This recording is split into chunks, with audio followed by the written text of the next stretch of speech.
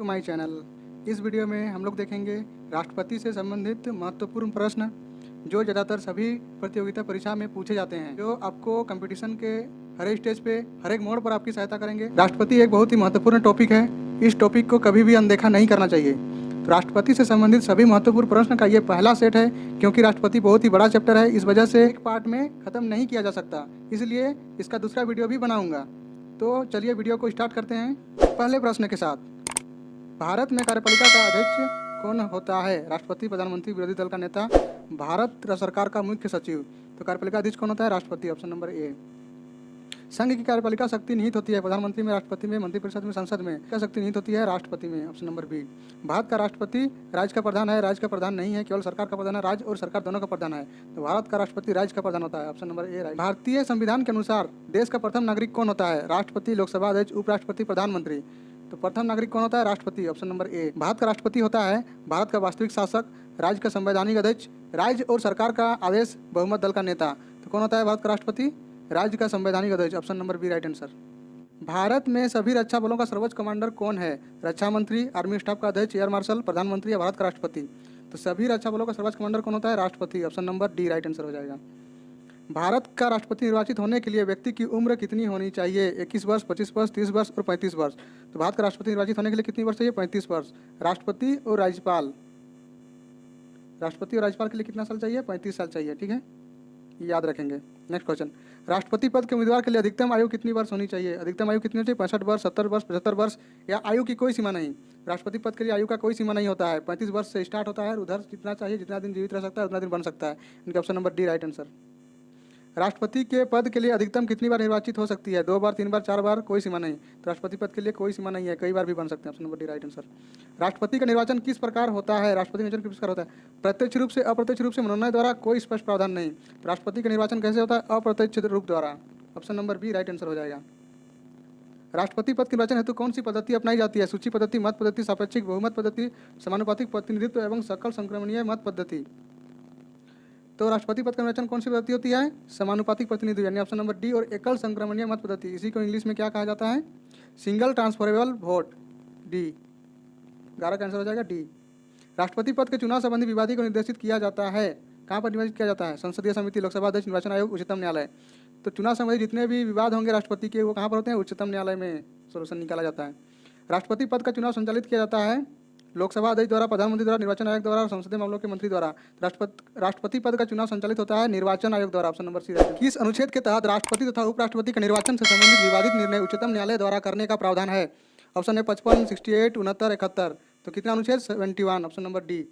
किस अनुच्छेद के तहत राष्ट्रपति अपने पद ग्रहण करने की तिथि से 5 वर्ष तक अपने पद पर रह सकता है? तो ये कौन सा अनुच्छेद पर है? अनुच्छेद नंबर 56, यानी कि option number B right answer हो जाएगा, 15 का बी।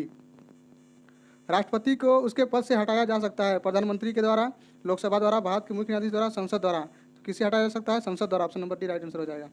भारत के राष्ट्रपति पद को हटाने की क्या प्रक्रिया है? संसद के द्वारा अविश्वास का प्रस्ताव, मंत्रिपरिषद का राष्ट्रपति को हटाने संबंधी प्रस्ताव, सर्वोच्च न्यायालय का निर्देश, संसद द्वारा महाभियोग। तो राष्ट्रपति को हटाने के लिए संसद द्वारा महाभियोग लाना पड़ता है, option number D right answer. राष्ट्रपति पर महाभियोग का आरोप संसद के किस सदन द्वारा लगाया जा सकता है?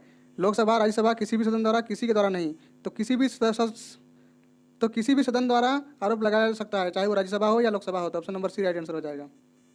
राष्ट्रपति को हटाया जा सकता है अविश्वास प्रस्ताव लाकर, संविधान के संशोधन से, कानूनी कार्रवाई से, महाभियोग द्वारा।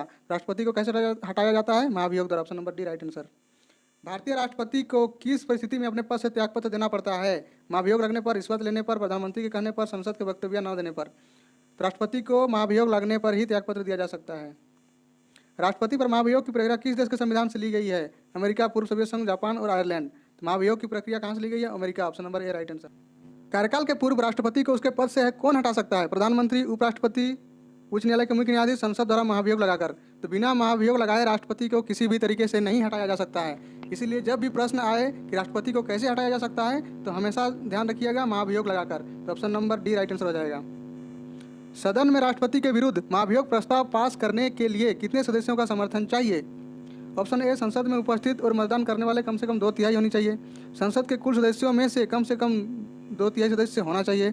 सदन के कुल सदस्यों में से बहुसंख्यक सदस्य होना चाहिए। संसद के विशेष बहुमत से। तो कितना होना चाहिए? संसद के कुल सदस्यों में से कितना होना चाहिए? 2/3 सदस्य होना चाहिए, चाहे वो प्रेजेंट है चाहे नहीं है, लेकिन प्रेजेंट होना ही पड़ेगा उनको जब भी महाभियोग लाना होगा। इसलिए 23 का आंसर हो जाएगा बी। मुख्य न्यायाधीश की अनुपस्थिति में राष्ट्रपति किसके समक्ष शपथ लेता है? उपराष्ट्रपति, महान्यायवादी, लोकसभा अध्यक्ष, सर्वोच्च न्यायालय का वरिष्ठ न्यायाधीश। मुख्य न्यायाधीश की अनुपस्थिति में किससे लेगा? सर्वोच्च न्यायालय का वरिष्ठ न्यायाधीश, यानी कि ऑप्शन नंबर डी राइट हो जाएगा।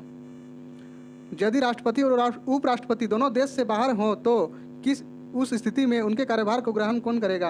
राज्यपाल, प्रधान सेनापति, सर्वोच्च न्यायालय के मुख्य न्यायाधीश, प्रधानमंत्री। तो कौन करेगा? सर्वोच्च न्यायालय के मुख्य न्यायाधीश, ऑप्शन नंबर सी। भारत का राष्ट्रपति अपना त्यागपत्र किसे संबोधित करता है? प्रधानमंत्री को, मुख्य न्यायमूर्ति को, उपराष्ट्रपति को, लोकसभा अध्यक्ष को।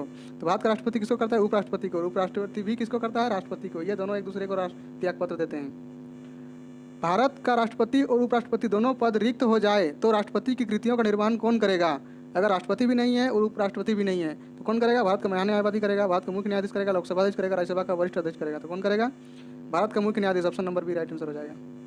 यदि मृत्यु, त्यागपत्र अथवा हटाए जाने की स्थिति में राष्ट्रपति पद रिक्त हो जाए तो उस पद का कार्यभार कौन संभालेगा? राष्ट्रपति अगर नहीं है तो कौन संभालेगा? उपराष्ट्रपति, option number B right answer. निम्न में से भारत का राष्ट्रपति किसकी नियुक्ति नहीं करता है? उपराष्ट्रपति की नियुक्ति नहीं करता है, प्रधानमंत्री, राज्यपाल या मुख्य निर्वाचन आयुक्त का नहीं करता है। तो किसकी नहीं करता है? उपराष्ट्रपति का नहीं करता है। क्यों? राष्ट्रपति और उपराष्ट्रपति को दोनों का निर्वाचन किया जाता है, उसका कोई भी मनोनीत या नियुक्ति नहीं कर सकता है। केंद्रीय मंत्रिमंडल के मंत्रियों की नियुक्ति कौन करता है? प्रधानमंत्री, राष्ट्रपति, प्रधानमंत्री के सलाह पर राष्ट्रपति, इनमें से कोई नहीं। तो केंद्रीय मंत्रिमंडल के मंत्रियों की नियुक्ति राष्ट्रपति करता है, लेकिन किसके कहने पर? प्रधानमंत्री के कहने पर। इसीलिए इसका आंसर हो जाएगा सी। तो आई होप ये वीडियो आपको अच्छा लगा होगा। अगर आपको ये वीडियो अच्छा लगे तो वीडियो को लाइक कर दीजिए, चैनल को सब्सक्राइब कर दीजिए, और अगर इसका पार्ट 2 का लिंक आपको डिस्क्रिप्शन में मिल जाएगा, फटाफट से जाकर देख लीजिए। वीडियो को देखने के लिए आपका बहुत बहुत धन्यवाद।